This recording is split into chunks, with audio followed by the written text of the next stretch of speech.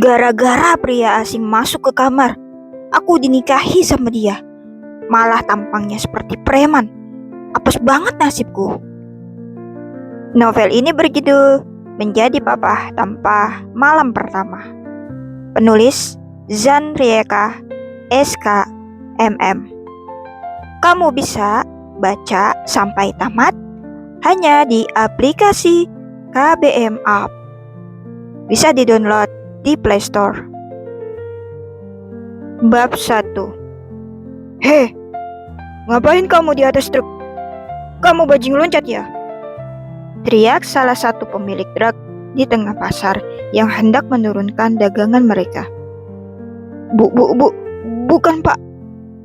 Aku hanya numpang. Lelaki muda berambut merah itu mengelak dan segera turun dari truk.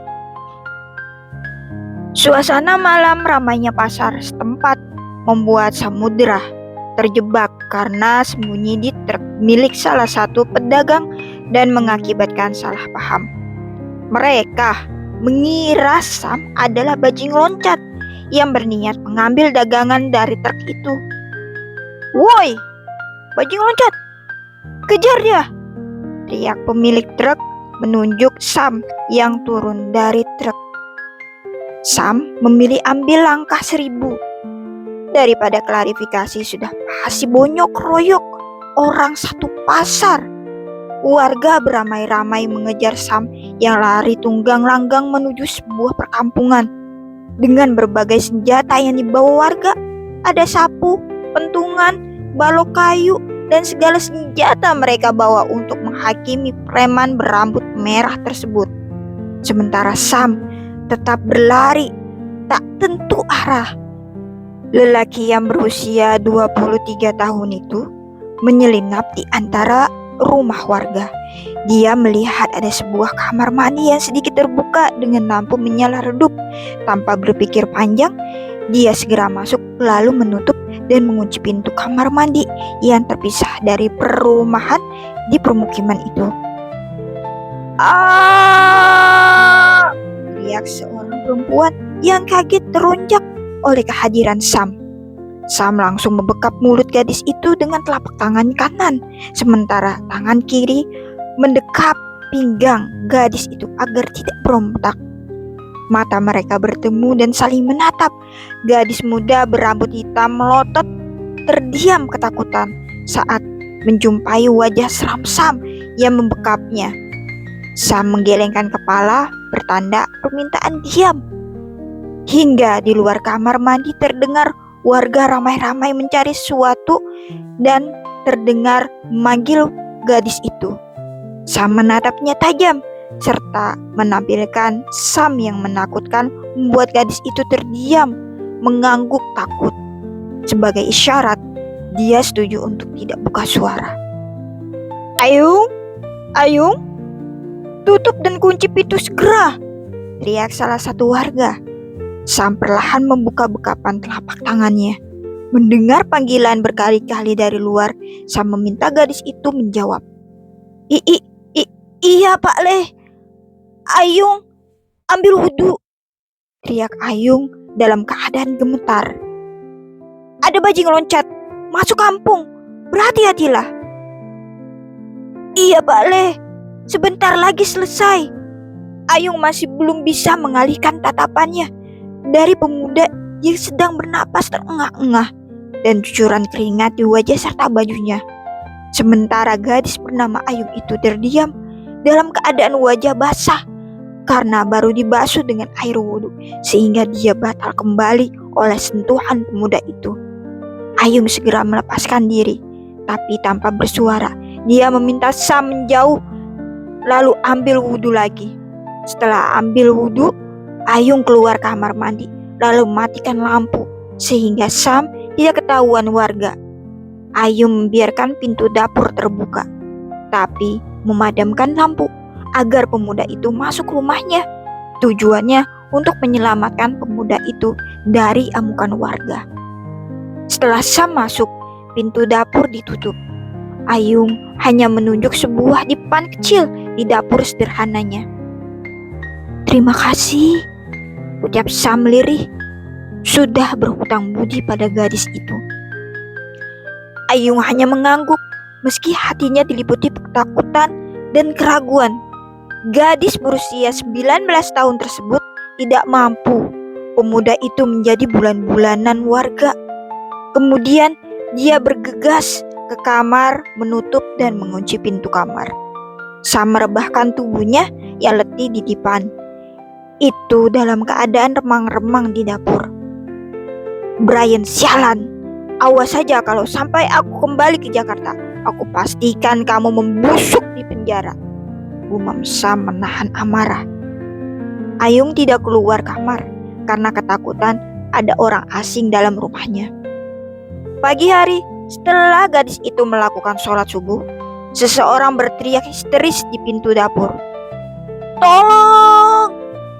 Ada maling! Sam yang masih setengah sadar dari tidurnya kaget. Justru bangun dan berlari ke kamar Ayung yang kebetulan sudah tidak dikunci karena baru saja ambil wudhu sebelum subuh. Gadis penyuka warna hijau itu membelalak kaget melihat pemuda semalam masuk kamarnya. Mana malingnya, Mak? Mana? Tanya warga yang sigap datang ke rumah Ayung. Di kamar Ayung, cepat! Teriak orang itu panik. Ayung segera keluar kamar dan meredakan amarah warga. Tunggu Pak Le, tunggu. Dia bukan maling. Dia hanya menumpang istirahat. Ayung menengadah warga yang hendak memburu Sam. Keluar anak muda, keluarlah! Teriak warga membuat nyali Sam menciut. Pelan-pelan pintu kamar Ayung terbuka dan Sam perlahan melangkah keluar. Salah seorang warga yang tidak bisa menahan emosinya langsung menyeret pemuda bertubuh jangkung itu keluar rumah lalu memukulnya, diikuti yang lainnya. Pak Le, jangan, hentikan!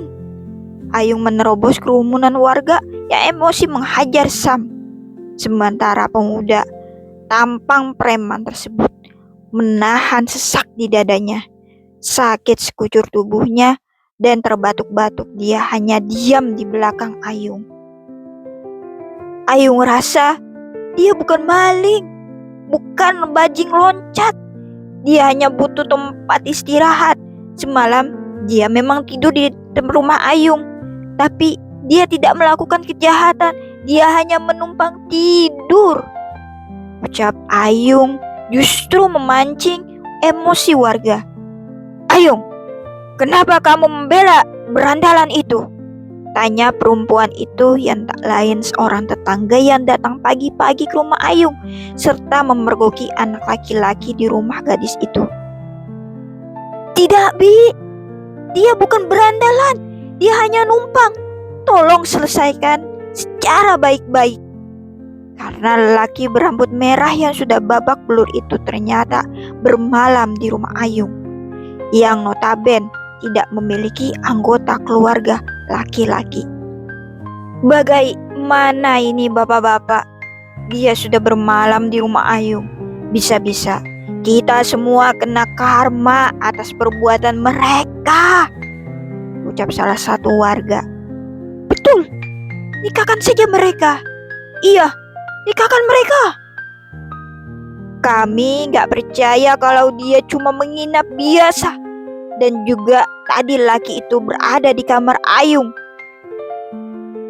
Panggil Ustadz Faris buat menikahkan mereka. Seruan warga membuat Ayung pucat pasi karena jawaban justru membuatnya terjebak dalam pembelaan yang sia-sia. Bu, bukan begitu Pak Le, sumpah. Aku sama dia gak ngapa-ngapain. Kami juga tidak saling kenal. Sementara Sam masih diam, tidak menjawab apapun. Dia mengusap ujung bibirnya yang berdarah dan kepalanya terasa nyeri karena dihakimi warga. Anak muda, siapa namamu? Tanya salah satu warga.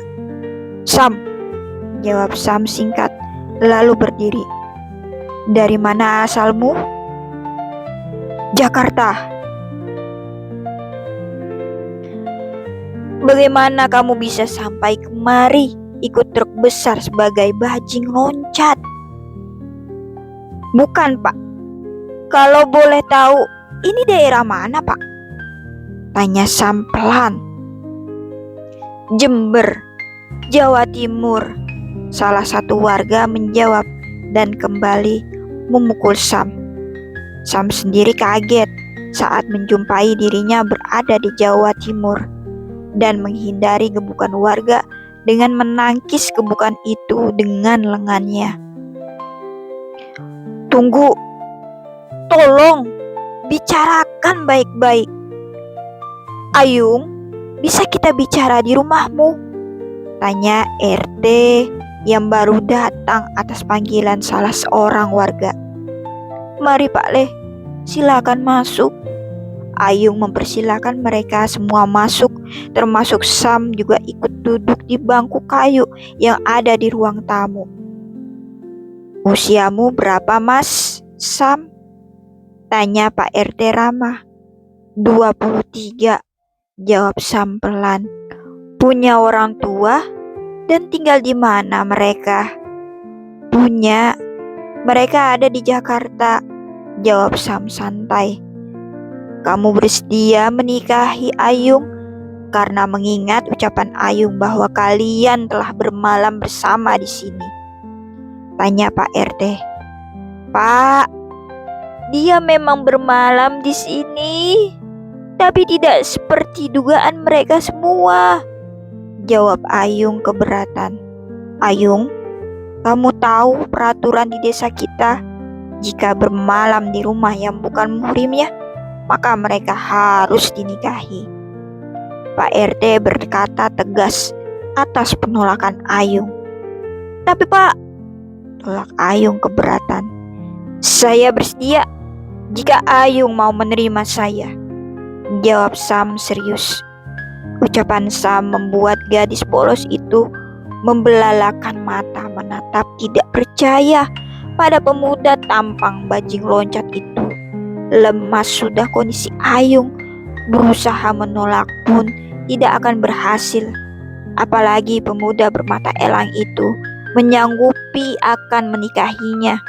Bagaimana dengan masa depannya jika dia menikah dengan lelaki nggak jelas asal usulnya?